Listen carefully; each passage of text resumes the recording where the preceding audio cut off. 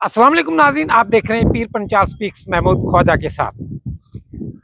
Breaking news इस वक्त की ये आ रही है, जम्मू कश्मीर की सब पार्टियों की नजर जो है पीर पंचाल और अनंतनाग यानी राजौरी अनंतनाग सीट पे थी। अभी किसी भी पार्टी ने अपना ऑफिशियल कैंडिडेट यहां से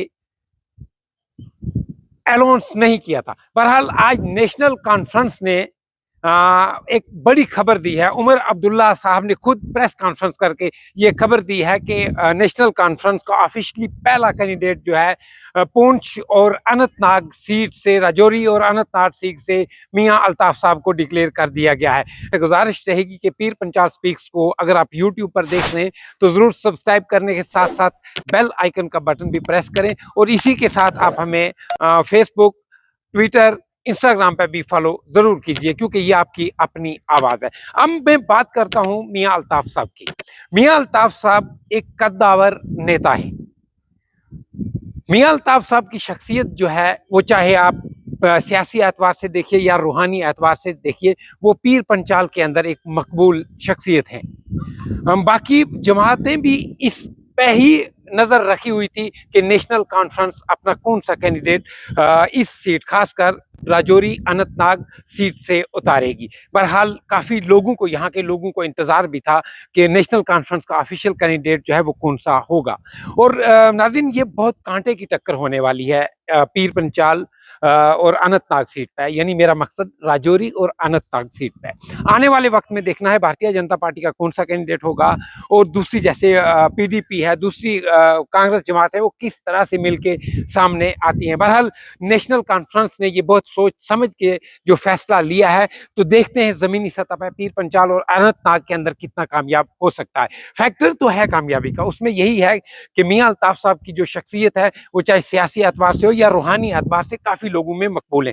चाहे वो हिंदू हो, मुस्लिम हो, सिख हो, ईसाई हो, पीर पंचाल के अंदर बहुत मकबूल है ये हर मजहब में। और इसी के साथ पहाड़ी जो तबका है उसमें भी काफी मकबूल है, ये गुज्जर तबका में भी काफी मकबूल है। मैं तो आने वाले वक्त में ये देखना है कि ये वोट किस तरह यूनाइट होकर किस पार्टी को कामयाब बनाएगा। बहरहाल आइए आज सुनते हैं उमर अब्दुल्ला की जो ऑफिशियल नेशनल कॉन्फ्रेंस सदर जनाब डॉक्टर फारूक अब्दुल्ला साहब की इजाज़त से आज मैं नेशनल कॉन्फ्रेंस के तरफ से पहले उम्मीदवार का ऐलान करना चाहता हूं।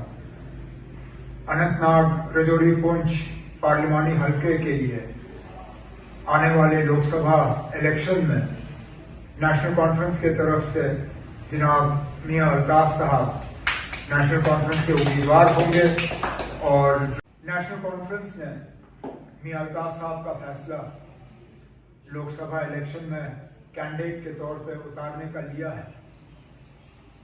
मियां साहब से बेहतर अनंतनाग राजौरी पुंछ के लिए उम्मीदवार हो ही नहीं सकता।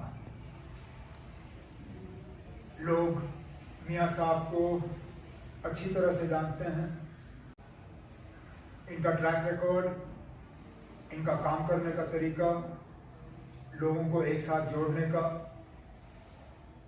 इन्होंने कभी मजहब, जात, बरादरी, इन चीज़ों के बुनियाद पे वोट नहीं मांगे। हमेशा कोशिश की कि हर किसी को अपने साथ चलाएं। मैं आज अनंतनाग राजौरी पुंछ के तमाम वोटरों से मोहतबाना गुजारिश करता हूं कि आने वाले इलेक्शन में 7 मई को जब वोट डालने का दिन होगा तो मेहरबानी करके भारी अक्सरियत से आप जनाब मियां अल्ताफ साहब को नेशनल कॉन्फ्रेंस की टिकट पे कामयाब करके दिल्ली आपकी नुमाइंदगी करने का एक मौका दे दीजिए। आपने सुना, ये ऑफिशियली जो है मियां अल्ताफ साहब को अनाउंस कर दिया गया है नेशनल कॉन्फ्रेंस की तरफ से। आने वाले वक्त में देखना है कि भारतीय जनता पार्टी, पीडीपी और दूसरी जो रीजनल पार्टीज हैं वो किस तरह से अपना कैंडिडेट उतारती है। और यहाँ कांटे की टक्कर जो है पीर पंचाल सीट पे, अनंतनाग और पुंछ राजौरी सीट पे होने वाली है। इसी के साथ आपसे इजाजत चाहूंगा, इस शर्त के साथ कि आप पीर पंचाल स्पीक्स को बहुत प्यार दे रहे हैं, देते भी रहेंगे। आप पीर पंचाल स्पीक्स को यूट्यूब पर जरूर सब्सक्राइब कीजिए और साथ में बेल आइकन भी प्रेस कीजिए। इसी के साथ फेसबुक, इंस्टाग्राम, ट्विटर पे भी हमें फॉलो करें, क्योंकि ये आपकी अपनी आवाज़ है। अपना बहुत बहुत ख्याल रखिए। अल्लाह निगहबान।